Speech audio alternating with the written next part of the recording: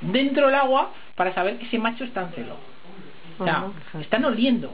Es que cuando se alimentan, cuando comen, también huelen a la presa antes de comérsela.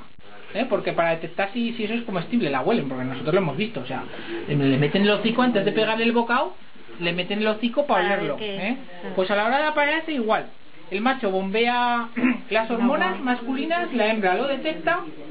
Eso también es comunicación, ¿eh? Sí. El cortejo puede durar 10 minutos, un cuarto de hora. Lo importante es que la hembra no se mueva.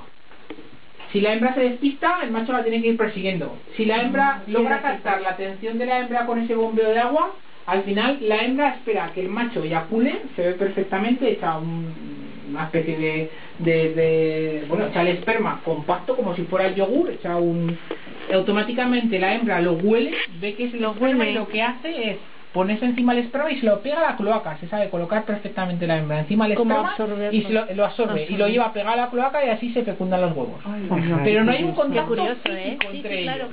Hay un cortejo y un apareamiento súper bonito de ver, pero no hay un contacto. Es todo por movimiento. O sea, pues eso yo no le eyacula en el agua. La de horas que habéis tenido que estar para poder y eso en la vida natural es imposible. Es que eso no lo hemos visto en la tele tampoco. Eso no lo ha No, es que de hecho no está grabado. De hecho el vídeo que tenemos de Tritones Palmeros grabar sale el cortejo, a ver si lo ponemos un día en el ¿Y eso dónde lo vais a llevar ese vídeo para proyectarlo? Lo hemos proyectado ya en varios sitios y tal, pero vamos, con voluntarios creo que no lo hemos proyectado todavía. Un día pero no tiene que salir fuera.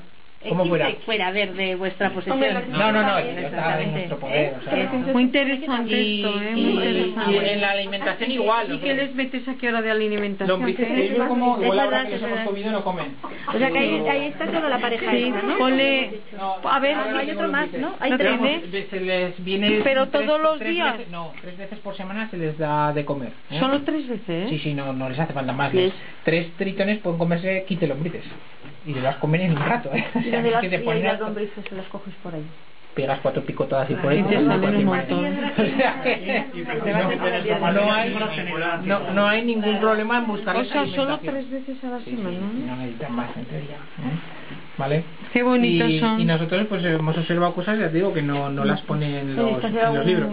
Incluso sabemos cómo se estropean los huevos. Hay un tipo de hongo que les afecta, los hongos son visibles. Eso lo hemos podido grabar, documentar. Es un tipo de hongo que se pone encima del huevo y estropea el huevo. Hemos visto comportamientos en hembras no fértiles, que eso no está tampoco descrito en ningún libro. Lo que hacen las hembras no fértiles, las tenemos que separar. Cuando los hemos tenido en cautividad, igual hemos tenido 30 tritones en un acuario, y detectamos que una hembra va comiéndose los huevos de otras hembras. Y eso es lo que entra. ¿Y eso cómo puede ser? Pues resulta que son las hembras que están muy delgadas, que no se han puesto fértiles, que no llevan huevos, y lo que hacen es comerse los huevos de las hembras para adquirir proteínas, para intentar ponerse en celo.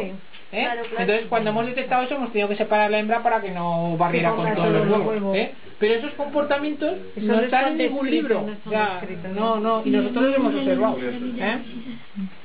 Muy bien. Y bueno, otras cosas. Muy curioso.